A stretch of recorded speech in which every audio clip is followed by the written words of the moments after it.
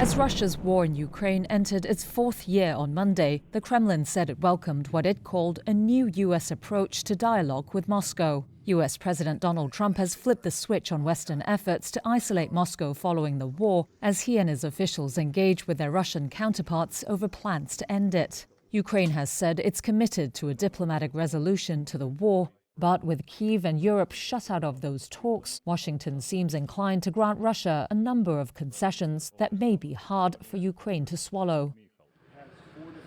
U.S. Defense Secretary Pete Hegseth has told NATO allies it was unrealistic for Ukraine to join the military alliance if it wants to settle with Russia. Moscow has demanded NATO scrap its 2008 promise to one day give Kyiv membership.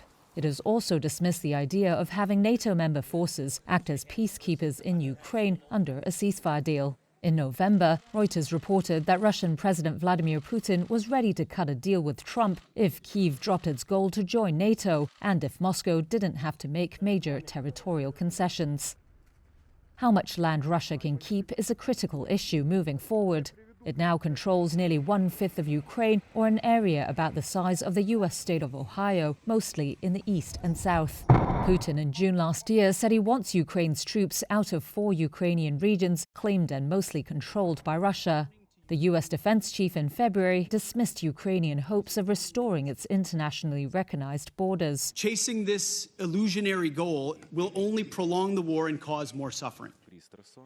For any deal to happen, Ukrainian President Volodymyr Zelensky says Kyiv needs security guarantees to prevent any future Russian attack. But the Trump administration has made clear it will send no troops. That places the burden on European powers, which are likely to struggle without U.S. backing. Britain and France are firming up ideas with allies for military guarantees for Ukraine, according to Western officials. The two leaders will seek to persuade Trump to provide U.S. assurances after any ceasefire deal. Ukraine does have one thing to offer the U.S., its mineral wealth, including lithium, which is key to making electric vehicle batteries. Zelensky rejected an initial deal to give Washington 50% of Ukraine's critical minerals, saying it offered no security guarantees. But with little leverage on hand, Ukraine is set to sign a minerals deal soon. Reuters also reported that U.S. negotiators had raised the possibility of cutting Ukraine's access to Elon Musk's Starlink satellite internet system, which has played a vital role in Kyiv's military operations. Musk has denied this.